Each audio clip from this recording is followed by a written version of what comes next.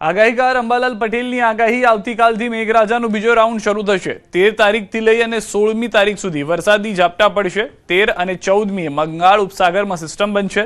સિસ્ટમની અસર પૂર્વ ભારતમાં થશે। રથયાત્રાના દિવસે પડશે છાંટા। અમદાવાદમાં હળવો વરસાદ પડી શકે છે। આગાહીકાર અંબાલાલ પટેલની આગાહી છે કે 17-18ના બીજી સિસ્ટમ એક સક્રિય થશે, જેની અસર ગુજરાતમાં થશે। ઉત્તર ગુજરાતમાં ભારે વરસાદ પડશે। મહેસાણા, અરવલ્લી, બનાસકાંઠા, સાબરકાંઠામાં પડશે વરસાદ। પંચમહાલમાં પણ પડશે ધોધમાર વરસાદ। વડોદરા, મહીસાગર, તાપીના ભાગોમાં પડશે ભારે વરસાદ। 17 થી 23મી સુધી વરસાદ ભૂક્કા બોલાવશે। તો આગાહીકાર અંબાલાલ પટેલની આગાહી છે કે 22મી બાદ દક્ષિણ ગુજરાતમાં મેઘો જામશે। 24મી થી 26મી સુધી દક્ષિણ ગુજરાતમાં વરસાદ પડશે। 2 દિવસ પૂર આવે એવો વરસાદ પડશે। અંબાલાલ પટેલે 27 થી 30મી સુધી પણ સૌરાષ્ટ્રમાં વરસાદ જામશે તેવી આગાહી કરી છે। દ્વારકા, પોરબંદર, જામનગરમાં પડશે વરસાદ। કચ્છમાં પણ મેઘો તૂટી પડશે।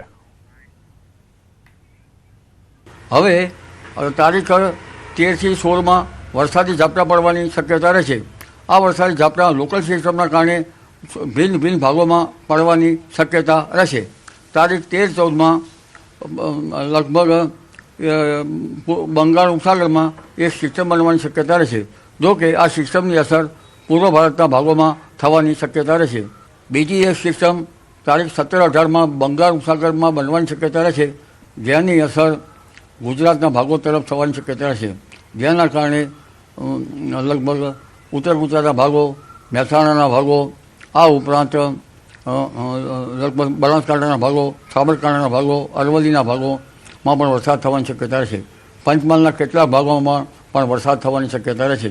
કોઈ ભાગમાં ભારે વરસાદ થવાની શક્યતા રહેશે। વડોદરાના ભાગો, મધ્ય ગુજરાતના ભાગો અને મહીસાગરના ભાગોમાં પણ વરસાદ થવાની શક્યતા રહેશે। તાપીના ભાગોમાં પણ વરસાદ થવાની શક્યતા રહેશે। કોઈ ભાગમાં ભારે વરસાદ થવાની શક્યતા રહેશે। તારીખ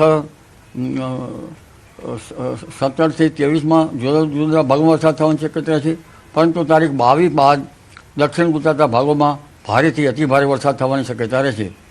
અને તારીખ લગભગ 24, 25 અને 26માં મુંબઈના ભાગોમાં વરસાદ થવાની શક્યતા રહેશે। આ દશામાં દક્ષિણ ગુજરાતના ભાગોમાં પણ વરસાદ થવાની શક્યતા રહેશે। અતિ ભારે વરસાદથી નદીઓમાં પૂર આવવાની શક્યતા પણ રહી શકે। તારીખ 27 થી 30 જુલાઈમાં પણ વરસાદ થવાની શક્યતા રહેશે। આ વરસાદ સૌરાષ્ટ્રના ભાગો, પશ્ચિમ સૌરાષ્ટ્રના ભાગો, દ્વારકાના ભાગો, પોરબંદરના ભાગો, જામનગરના ભાગોમાં પણ થવાની શક્યતા રહેશે। ઉત્તર સૌરાષ્ટ્રના ભાગોમાં પણ થવાની શક્યતા રહેશે। કચ્છના ભાગોમાં પણ થવાની શક્યતા રહેશે। સૌરાષ્ટ્રના અલગ અલગ ભાગોમાં પણ થવાની શક્યતા રહેશે। ઉત્તર ગુજરાત, મધ્ય ગુજરાત અને પૂર્વ ગુજરાતના ભાગોમાં પણ વરસાદ થવાની શક્યતા રહેશે। આ વખતે ઓગસ્ટ માસમાં શરૂઆતમાં અણધાર્યો વરસાદ થવાની શક્યતા રહેશે।